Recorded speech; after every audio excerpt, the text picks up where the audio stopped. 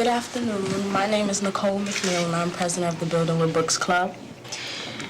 That's Ms. Jones, our coordinator, and on behalf of the club, I would like to welcome you. Building with Books has accomplished a lot since its creation in 1991. Building with Books has built 14 schools on 3 continents. We have 8 high schools involved in the program.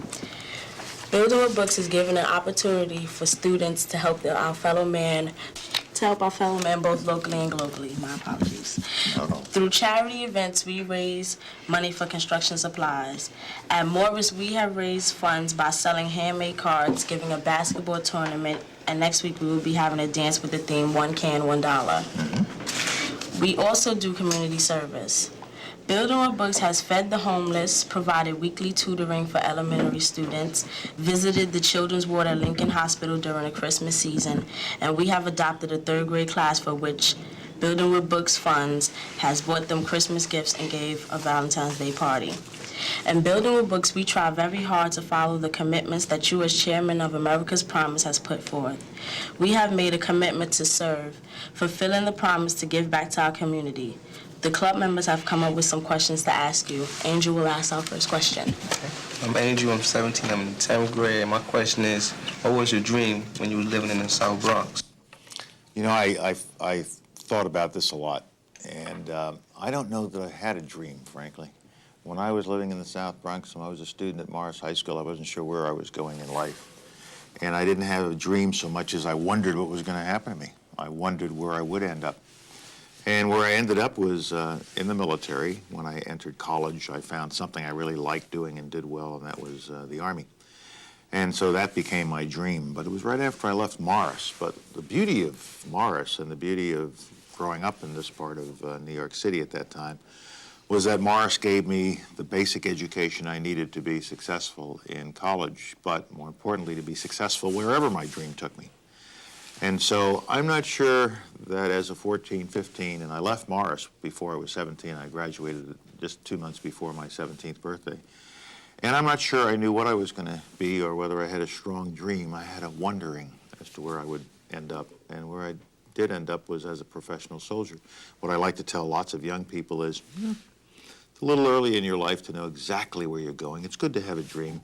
But while you're thinking about that dream, the important thing is to get all the education you can now. Prepare yourself now. Acquire all the skills you need now. Master the English language. Master study habits and discipline and structure.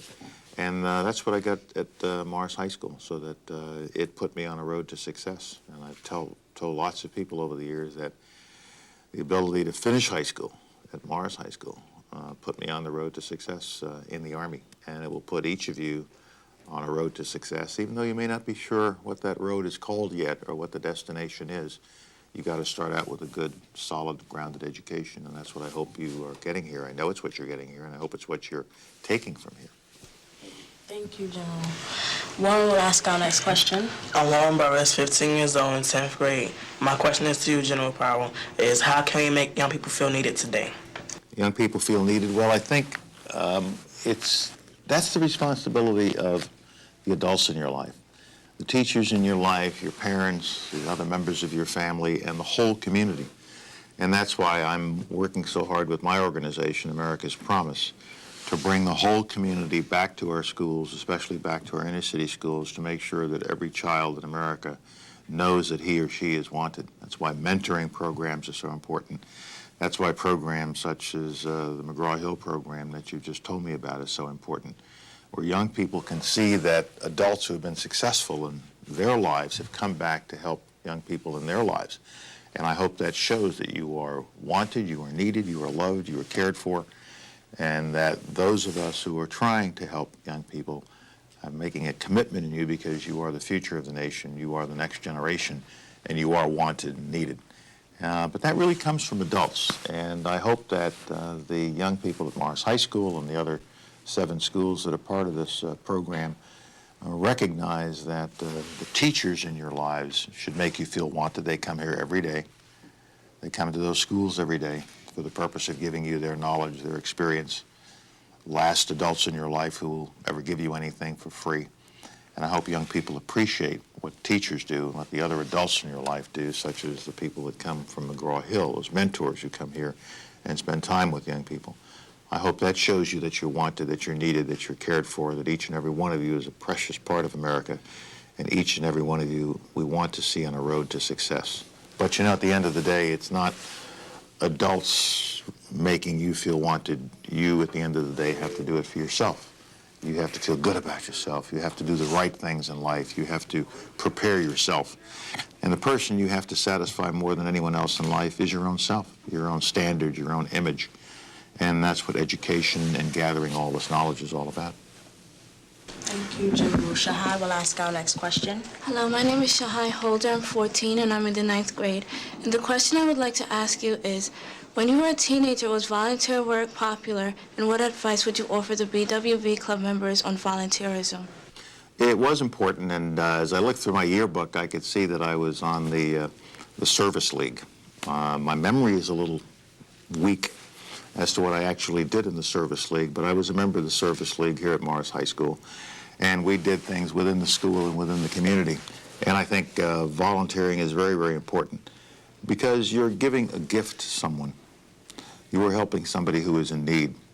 For you youngsters to go and tutor third graders is great because it shows you that even though you're only 14, 15, 16, 17, you really can influence the life of an 8-year-old or a 9-year-old by passing on your knowledge.